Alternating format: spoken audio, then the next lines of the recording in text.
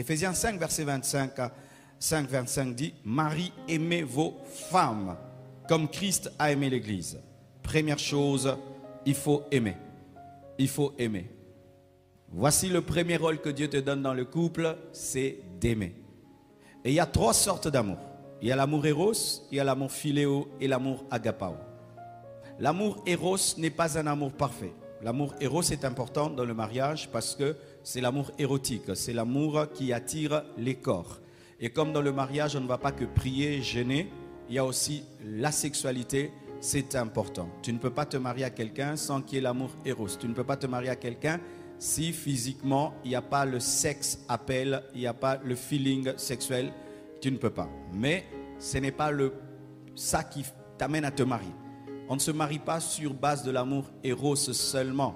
Si tu as de l'attirance physique envers un homme, vers une femme, ce n'est pas ça d'abord qui doit t'amener à te marier. C'est déjà un palier, mais ce n'est pas la totalité parce que l'amour éros ne garde pas dans le mariage. Tu peux ressentir l'amour éros envers une femme et puis une autre et puis une autre. Tu peux ressentir l'amour éros envers un homme, un autre homme, un autre homme. Alors, quand tu te maries sur base de l'amour éros, tu seras infidèle parce que l'éros est changeant. Tu peux avoir de l'attirance physique et puis ne plus en avoir et puis en avoir pour quelqu'un d'autre. C'est pourquoi vous voyez des gens qui tombent dans l'infidélité parce que leur mariage est fondé sur l'éros. Jésus ne nous a pas aimé de l'amour éros. Deuxièmement, il y a l'amour philéo. C'est un niveau plus élevé. C'est un amour qui relie les amis. C'est un amour qui relie les membres d'une même famille. Et c'est cet amour-là qui nous pousse à rechercher une femme comme amie. Et c'est très bien. Mais ce n'est pas la perfection parce que l'amour philéo n'est pas parfait. Nous voyons même des frères et sœurs qui se haïssent. Nous voyons même des frères et sœurs qui se trahissent. Nous voyons des amis qui se trahissent. Ainsi, c'est bon, mais ce n'est pas parfait. Il faut aimer de l'amour agapao. L'amour agapao est une folie. C'est un amour inconditionnel. C'est un amour sans pourquoi et sans parce que. Pourquoi tu l'aimes, je l'aime. C'est tout. Pour quelle qualité, pour quel défaut? Défaut, qualité, je l'aime tel. C'est un amour divin.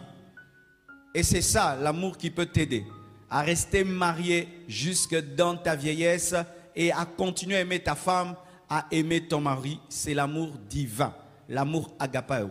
C'est l'amour que Dieu a manifesté en Jésus, car Dieu a tant aimé le monde. Il nous a aimés, on était mauvais, on était méchants, il nous a aimés et il s'est donné.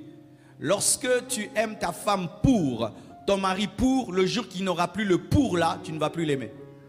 Pourquoi tu m'aimes? Parce que tu es belle. Ah, tu m'aimes parce que je suis belle? Parce que je suis belle. Alors, mais quand je vais vieillir, je n'aurai plus la même beauté, tu ne vas plus m'aimer. Pourquoi tu m'aimes?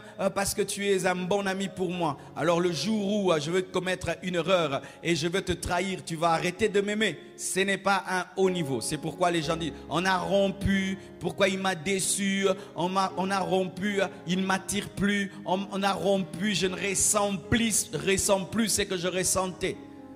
Mais quand tu es dans l'agapao, cet amour devient une décision spirituelle. C'est l'amour que Dieu a pour toi. Dieu t'aime quand tu pêches, Dieu t'aime quand tu ne pêches pas. Alléluia, votre communion est brisée, mais son amour est intact. Vous savez que Dieu aime même les gens qui iront en enfer. Alléluia. C'est ça, c'est de cette manière-là que tu dois aimer ton mari, aimer ta femme. Si ton amour pour ton mari, c'est un bon mari. Ah bon, le jour que sera un mauvais mari, tu ne vas plus l'aimer. Pourquoi tu aimes ta femme? Elle prépare bien. Ah bon, le jour qu'elle va mal préparer, tu ne vas pas l'aimer. Pourquoi tu aimes ta femme? Elle est propre. Ah bon, le jour qu'elle sera sale, tu ne vas pas l'aimer. Pourquoi tu aimes ton mari? Il est riche. Le jour qu'il sera pauvre, tu ne vas pas l'aimer. Pourquoi tu aimes ton mari? Parce qu'il m'aime. Ah, si tu n'aimes pas, tu ne vas plus l'aimer. Mais Dieu nous aime même quand on ne l'aime pas. Amen. Hein? Alors, mes frères, vous comprenez que c'est un amour qu'on ne peut avoir que par le Saint-Esprit. Donc, le niveau spirituel intervient dans le mariage. Car les chrétiens charnels opèrent dans les roses et opèrent dans les philéos. Ils n'opèrent pas dans l'agapao.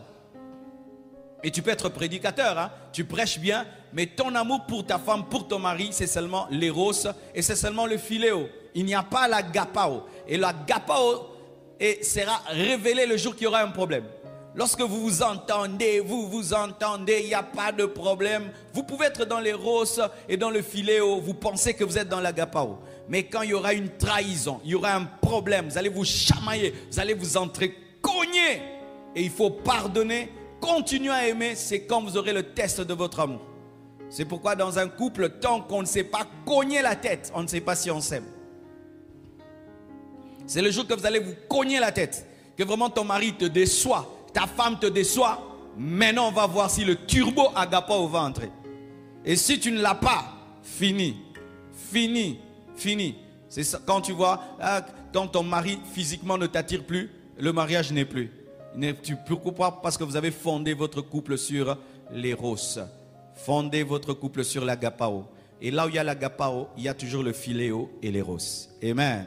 Et s'il n'y a pas l'éros, parce que l'éros disparaît dans la vieillesse.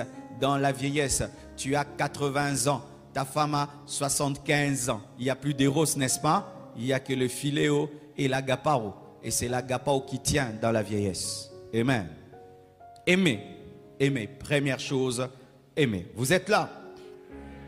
Deuxième, la Bible nous dit,